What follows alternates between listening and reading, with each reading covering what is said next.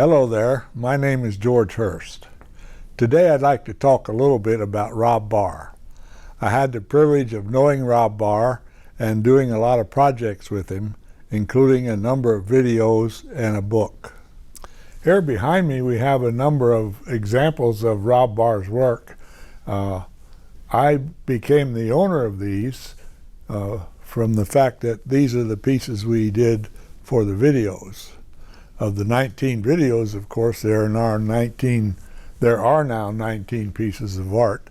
Many of them are here at the Elk Track Studio in Venus, Texas. In the early days of Robb Barr's learning leathercraft, he did like mostly everybody else in the business. He started out with belts and wallets and things like that. Not long after that, he began to develop his art into working it onto leather. At that time, Christine Stanley, who was well known in this business years ago, was a big influence on him, and he took what she taught and brought it to a new level. I first got to know Robb Barr by going to some of the International Federation of Leather Guild shows, and at first he was just a good leather crafter, and later on in life he began to develop new techniques that were very incredible and very much loved by the people in the business. The thing that Robb Barr developed and introduced to the whole leathercraft world was what I'll call extreme embossing or extreme lifting of the leather into some very realistic looking three-dimensional pictures.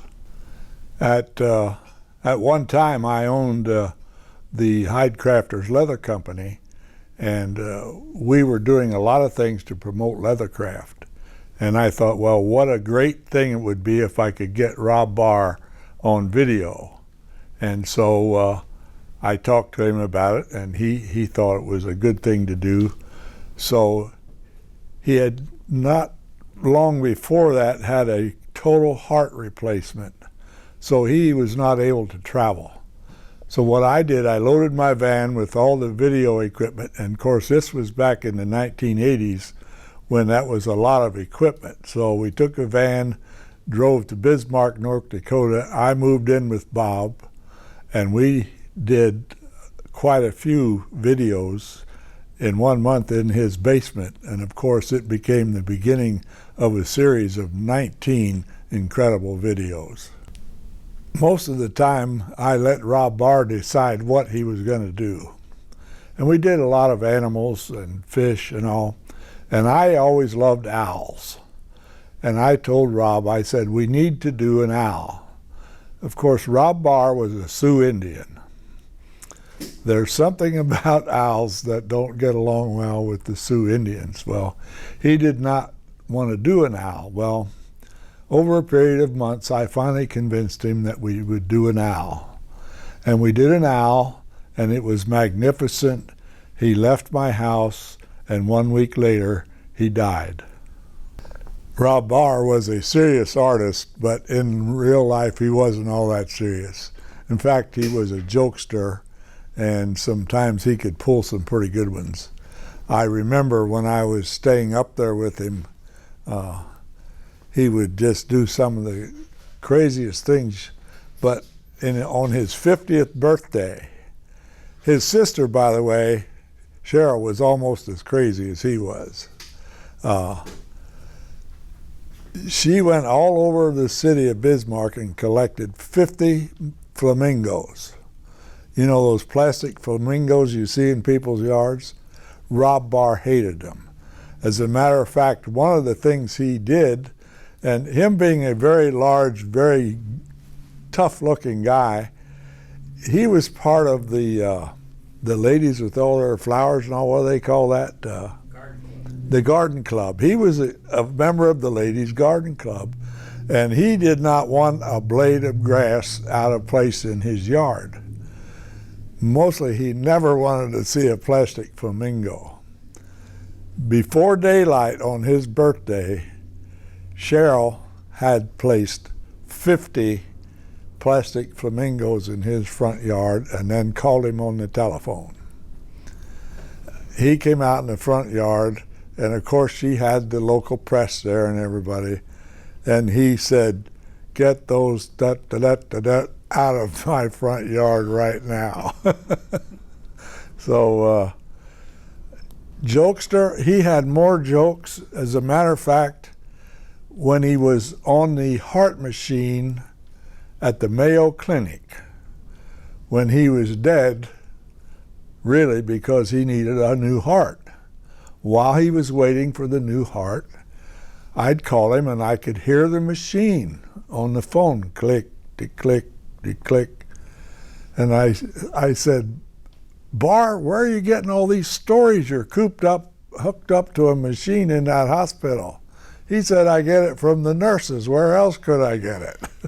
So that's a little bit about Robb Barr's personality. He was a joy to be around.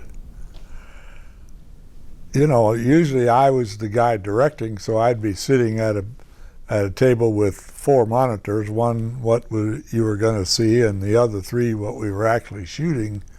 And sometimes you don't pay attention to all 3. And one time I switched to one of them, and what came up on the big screen was not what I expected. That's enough of that.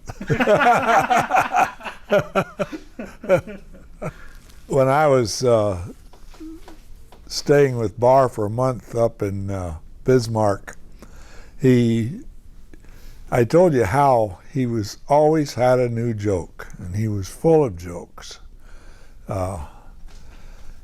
He decided that we would go over to Mandan and meet his father for a Sunday dinner. Well, I'd never met his father before, and we walked in the door, and I wasn't in there 10 seconds. He said, "George, did you hear the one about," and I said, "Oh my God, the apple doesn't fall far from the tree." And now I know how Bob got his personality. I would like to show you a book that was done by Robb Barr, and it is totally magnificent. You can tell by the cover what you're going to see inside, and it's just loaded with a multitude of patterns, even one for an owl. Even though Robb Barr passed away more than a decade ago, his influence is still felt worldwide. Every time you go to an event somewhere like the International Federation of Leather Guilds or other leather craft expositions, you will see the product of Robb Barr's teaching.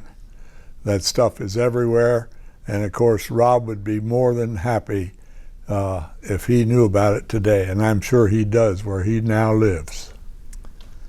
Even though Robb's been going for quite a while, his influence will be felt in this industry forever because of all the new things he did, his personality, and his friends.